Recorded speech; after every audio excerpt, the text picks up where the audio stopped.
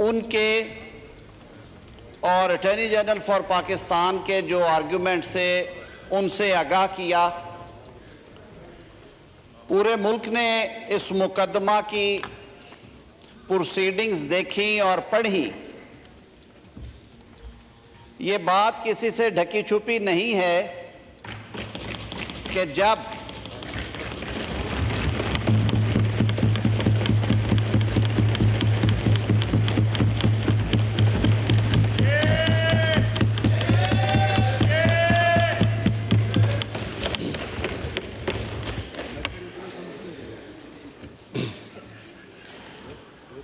जनाब स्पीकर, जब एक ज़िद्दी शख्स की अना की तस्कीन के लिए दो सूबाई मुंतखब असम्बलियों की तहलील हुई तो उस पे पाकिस्तान के संजीदा सियासी हलकों ने तबसरे भी किए और रद्द अमल का भी इजहार किया। दो असम्बलियों की तहलील का मकसद उन असम्बलियों में इंतखाबात करवाने से ज़्यादा मुकद्दम मकसद इस मुल्क में सियासी तकसीम की दाग बेल डालना थी। जनाब स्पीकर, पाकिस्तान की सियासी तारीख गवाह है कि पाकिस्तान में होने वाले आम इंतखाबात पे मुख्तलिफ अदवार में उंगलियां उठाई गईं। 1970 में जो सूरत हाल बनी इंतखाबात के नताइज के हवाले से और नताइज की तकसीम के हवाले से हमने उसकी कीमत भी चुकाई।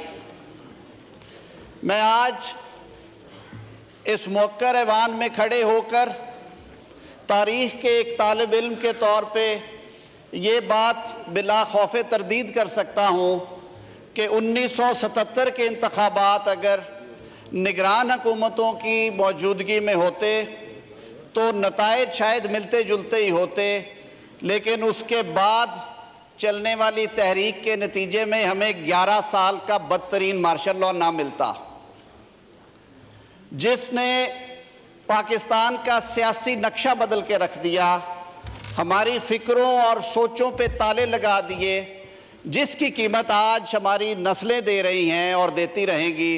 अल्लाह ताला हम सबको उन चीज़ों को समझ के, उन चीज़ों से सबक सीख के पाकिस्तान की बेहतरी के लिए साजगार हालात बनाने की ताकत और तौफीक अता फरमाए। मैं आज के मुद्दे की तरफ आता हूँ।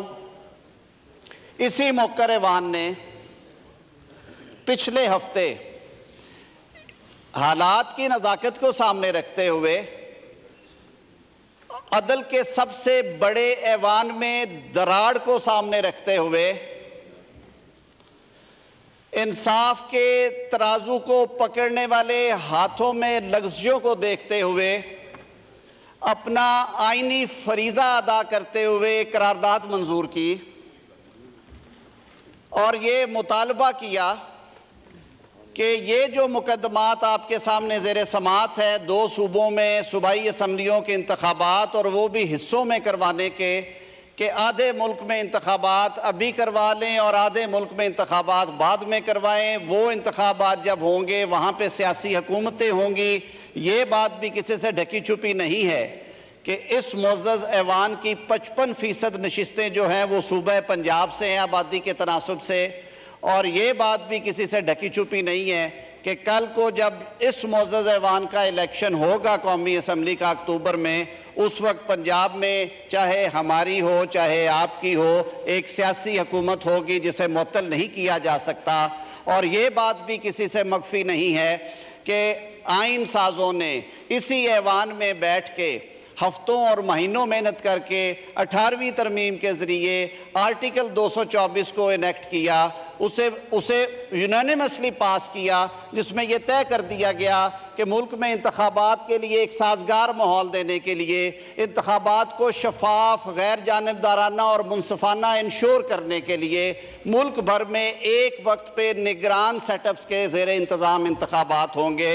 इन सारी बातों को सामने रखते हुए पाकिस्तान के सबसे बड़े मुंतखब ऐवान ने करारदाद पेश की। इंतहाई बाअदब तरीके से एक एक लफ्ज़ चुन के उस करारदाद का हिस्सा बनाया गया और इल्तमास की, मुतालबा किया, इस्तदा की चीफ जस्टिस पाकिस्तान से कि इस मामले को आप संजीदगी से लें। ये मुकदमात 4 जजों की अक्सरियती राय के बाद खारिज कर दिए गए थे। ये कह दिया गया था उस फैसले में कि ये आइन के आर्टिकल 184(3) के दायरा कार में मुकदमात नहीं आते, बल्कि ये सूबों के मसले हैं। हमारा आइन एक तरीक़ाकार वज़ा करता है कि जो एक्सरसाइज ऑफ जुरिस्डिक्शन है वो भी इंडिपेंडेंट हाई कोर्ट्स वहाँ से शुरू होगी। उन्होंने अपनी दानिस्त में वो फैसला सादर कर दिया। इस ऐवान ने उसकी तौसीक करते हुए जनाब चीफ जस्टिस से इस्तदा की कि आपके घर में तकसीम है, आपके अदल के ऐवान में पाकिस्तान के अवाम मुख्तलिफ आरा सुन रहे हैं, अपने घर को यकजा करें। हमारी इस्तदा है कि आप इस मामले को फुल कोर्ट में ले जाएं, मासवाए उन 2 जज साहबान के जिन्होंने इस मामले में ख़ुद रिक्यूज़ किया हुआ है। आप 13 रुकनी बेंच बना दें, वो जो फैसला करेगा पाकिस्तान के अवाम उस फैसले के पीछे खड़े हो जाएंगे। लेकिन मैं आज दुख और अफसोस के साथ बतौर वज़ीर कानून, बतौर कानून के एक तालिब इल्म के, एक ऐसे शख्स के जिसने इज़्ज़त, मुकाम, नेक नामी अगर कोई है सिर्फ़ और सिर्फ काले कोट की वजह से हासिल की, और ये मेरे काले कोट की बदौलत है कि मैं आज इस ऐवान में आप सब से मुखातिब हूँ। हमने हाथ जोड़ के ये इस्तदा की कि इस तासुर को ख़त्म करने के लिए इस मामले को अना का मामला ना बनाएं, ज़िद का मामला ना बनाएं, बल्कि घर के बड़े के तौर पे मुल्क के हालात को सामने रखते हुए इस मुल्क को आइनी और सियासी बहरान से बचाने के लिए, बल्कि बहरानी कैफियत तो है, इसको और गहरा होने से बचाने के लिए आप ये मामला फुल कोर्ट में ले जाएं। जनाब स्पीकर, ये मुतालबा हुकूमती इत्तेहाद के सियासी जमातों की तरफ से नुमाइंदा वकला ने भी किया, जिन्हें मैं बड़े अफसोस से ये अर्ज़ करूँगा कि जिन्हें वहाँ पे फ़रीक नहीं बनाया गया। पिछली प्रोसीडिंग्स में वो फ़रीक थे, 6 रोज़ वो बैठे रहे, सीनियर एडवोकेट सुप्रीम कोर्ट के, उन्हें फ़रीक नहीं बनाया गया। समझ से बालातर है कि इनकी वजूहात क्या थी, लेकिन अटॉर्नी जनरल साहब ने ये सारी बातें बेंच के सामने रखी। मैं ज़्यादा नहीं दोहराऊँगा। मैंने कल भी अर्ज़ किया था, अटॉर्नी जनरल साहब ने यह भी अर्ज़ किया कि अगर आपकी दानिस्त में ये फ़ैसला 4-3 का नहीं है, बल्कि ये 3-2 का 5 रुकनी बेंच का भी है, तो इसका एक अच्छा हल है कि या तो वही 7 जज साहबान बैठ जाएं और वो दोबारा उस पर गौर कर लें। अगर वो मुमकिन नहीं है तो ये मामला रेफ़र कर दिया जाए फुल कोर्ट को, वो 13 रुकनी जिन्होंने रिक्यूज़ नहीं किया हुआ। अगर वो भी नहीं चाहते तो फिर जो 6 जज साहबान उसके अलावा ऑनरेबल सुप्रीम कोर्ट में हैं, जिनको शाज़ो नाज़र ही इस तरह के मुकदमात का हिस्सा बनाया गया, ये भी तकलीफ़ दे बात है, ये उनको रेफ़र कर दिया जाए ताकि ये कंट्रोवर्सी हल हो जाए। लेकिन मैं इंतहाई दुख और अफसोस के साथ ये अर्ज़ करूँगा कि इन तमाम जायज़ मुतालबात को नज़रअंदाज करते हुए आज 3 रुकनी बेंच ने फ़ैसला सादर कर दिया, और उन्होंने इलेक्शन कमीशन ने जो इलेक्शन शेड्यूल में रद्दोबदल किया था या वापस लिया था, इलेक्शन कमीशन के उस इक़दाम को कालअदम करार देते हुए खुद ही शेड्यूल जारी कर दिया, खुद ही तारीखें भी दे दी और हुक्म जारी कर दिया कि इस तरह से इंतखाबात का इनेकाद होगा। हम इंतखाब से भागने वाले नहीं हैं, मेरे इस मुअज़्ज़ज़ ऐवान में बैठे हुए शेर दिल पार्लियामेंटेरियंस वो भी हैं जो 6-6 दफ़ा मुंतखब हो के आए हैं, वो भी है जो अपने मुखालफीन की ज़मानतें ज़ब्त करा के आए हैं। लेकिन मैं फिर ये अदब से अर्ज़ करूँगा कि कभी भी ये तासुर नहीं जाना चाहिए, ये तासुर नहीं जाना चाहिए जो तासुर पिछले दौर में था एक अदारे के बारे में कि उस अदारे ने पॉलिटिकल इंजीनियरिंग का हिस्सा बन के इस मुल्क की सियासी कल्चर को नुकसान पहुँचाया है। मैं बड़े अदब से ये इस्तदा करूँगा कि हमारे मुल्की अदारों को पूरी एहतियात करनी चाहिए कि किसी शख्स की ज़ुबान पे ये लफ्ज़ ना आए कि किसी ना किसी हवाले से कोई ना कोई अदारा सियासी इंजीनियरिंग के लिए सहूलतकारी करता है। जनाब स्पीकर, कानून के एक तालिब इल्म के तौर पे एक और मसला भी हमारे सामने है। इसी दौरान सुप्रीम कोर्ट के एक 3 रुकनी बेंच ने 184(3) की प्रोसीडिंग्स में एक केस का फैसला किया। केस सुनते हुए उन्होंने लीगल क्वेश्चन फ्रेम किया और उन्होंने कहा कि सुओ मोटो नोटिस का इख्तियार, यानी कि अज़ खुद नोटिस केस का किसने इख्तियार इस्तेमाल करना है और ओरिजिनल जुरिस्डिक्शन के केसेस जो हैं उनमें कौन से पैरामीटर्स होने चाहिए। इसके लिए ये एक पुराना मुतालबा है, जैसे मैंने कल अर्ज़ किया था कि 2019 के बाद फुल कोर्ट मीटिंग नहीं हुई। उन्होंने कहा आज ये हाई टाइम है ये डिसेंटिंग वॉइसेस सुनते हुए।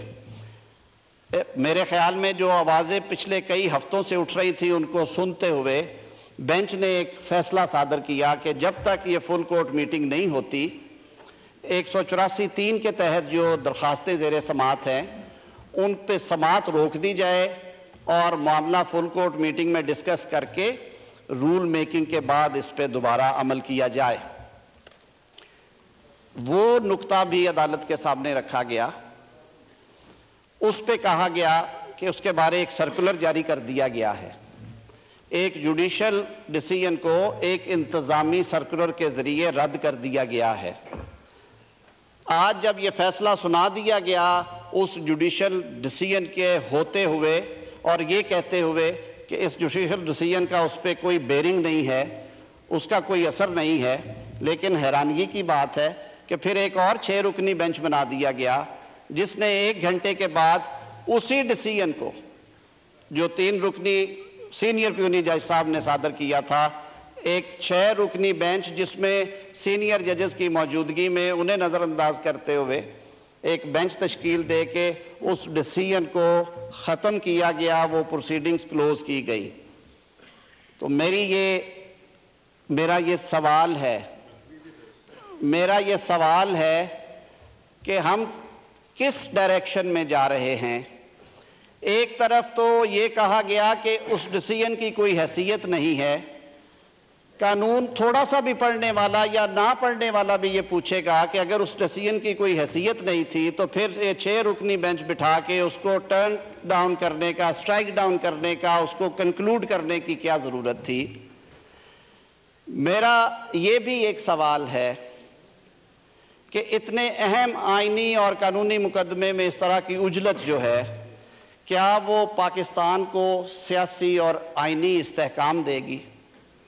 क्या ये मुकदमा, क्या इसमें दिया गया फैसला आइन और कानून और अदालती नज़ायर और जुडिशल प्रोप्राइटी और जुडिशल प्रैक्टिसेस के मुताबिक है? क्या हम अल्लाहु अकबर कौमी असम्बली का इजलास अभी जारी है। वफाकी वज़ीर कानून आज़म नज़ीर तारड़ इज़हार ख्याल कर रहे थे। उन्होंने कहा कि इस मामले को संजीदगी से लें कि आपके घर में तकसीम हैं। एक ज़िद्दी अना परस्त शख्स की अना की तस्कीन के लिए 2 असम्बलियाँ भी तोड़ी गईं। दोनों असम्बलियों की तहलील का मकसद इस मुल्क में सियासी तकसीम की दागबेल डालना था। पाकिस्तान की सियासी तारीख गवाह है कि मुख्तलिफ इंतखाबात पर उंगलियाँ उठाई गईं। 1970 में होने वाले इंतखाबात के नताइज की कीमत भी हमने चुकाई है।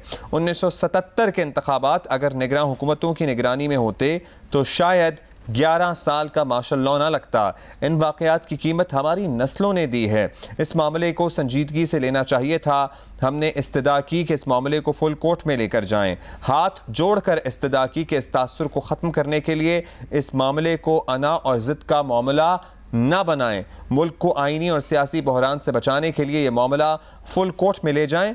इस ऐवान की 55% नशस्तें पंजाब से हैं। अगर आज 2 सूबों का इलेक्शन करा दिया जाए तो कौमी असम्बली के इंतखाबात में वहाँ सियासी हुकूमतें होंगी। बड़ी अहम बात उन्होंने की है। ये भी कहा है कि इसी बात को सामने रखकर पाकिस्तान के सबसे बड़े ऐवान ने मुतफ़िक़ा करारदाद पेश की। चीफ जस्टिस से इस्तदा की गई कि मामले की हसासियत को देखें।